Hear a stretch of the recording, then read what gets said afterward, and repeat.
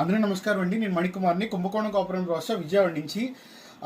మీకు ఒక ప్రత్యేకమైన హనుమాన్ కలెక్షన్ అయితే చూపించబోతున్నాను. ప్రత్యేకమైన ఎందుకన్నానంటే యాక్చువల్గా అదే నేను చూపించిపోయే హనుమాన్ కలెక్షన్. ఈ ఈ ఈ ఒక్క ప్యాట్రన్ ఏదైతే ఈ ఒక్క ప్యాట్రన్ ఉందో, ఈ స్కల్ప్చర్ గురించి మనకి అంటే నాకు తెలిసి చిన్నప్పటి నుంచి నేను వింటానే ఉన్నా, కానీ విగ్రహం రూపంలో ఫోటో రూపంలో చూశాను. ఎందుకంటే మనకి కొన్ని ఛాయాగ్రహ చిత్రాలు ఇలా ఆంజనేయ స్వామి ఇప్పటికీ బతికే ఉన్నారు, హిమాలయాల్లో ఇలా రుద్ర రూపంలో ఉన్నారు, ఇలా ఆయన ఒక హిమాలయ పర్వతంలో గృహలో కూర్చుని ఆయన ఇలా పుస్తకాలు చదువుతున్నారు అని చెప్పి మనకి ఒక ఛాయాగ్రహ చిత్రాలు నాకు తెలిసి నా చిన్న టైంలో వచ్చినాయి. ఇప్పటికీ ఆ రూమర్స్ అనేవి తిరుగుతున్నాయి. అలాంటి ఫోటో అనేది రిలీజ్ చేశారు. యాక్చువల్గా ఇది నాకు స్కూల్ టైంలో రిలీజ్ చేశారండి. తర్వాత కొన్ని ఒరిజినల్ ఫొటోస్ అని చెప్పి ఈ ఫోటోలుగా కూడా మనకి సేల్ చేశారు. సో నిజమైన ఆంజనేయ స్వామి ఇలా ఉన్నారని చెప్పి.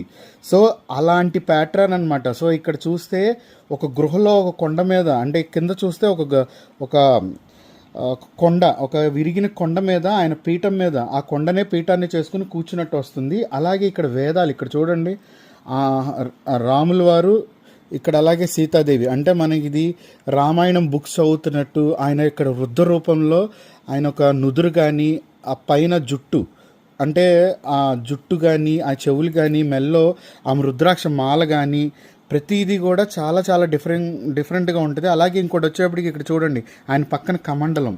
సో ఎంత బాగున్నారో స్వామివారు. ఇక్కడ ఏంటంటే మనకి ఒక వృద్ధుడి వానర రూపంలో ఉన్నారనమాట. అలాగే ఇక్కడ వెనకాల ఆయన శాల్వా డిజైనింగ్, ఆయన పంచె కప్పుకున్నారు కదా, అదంతా డిజైనింగ్. ఆయన తోక చూడండి, ఇదంతా కూడా. సో ఇదంతా రాక్. సో చాలా చాలా బాగుంటుంది అనమాట. So unique collection.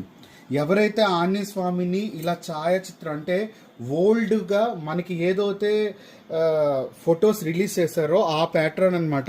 ఇది నాకు తెలిసి ఎంతమంది దగ్గర ఫోటోల్లో ఉన్నాయో నాకే తెలియదు. ఇది ఇత్తడిలో మేము కన్వర్ట్ చేయడం జరిగింది. సో ఇది చాలా చాలా యూనిక్ స్కల్ప్చర్.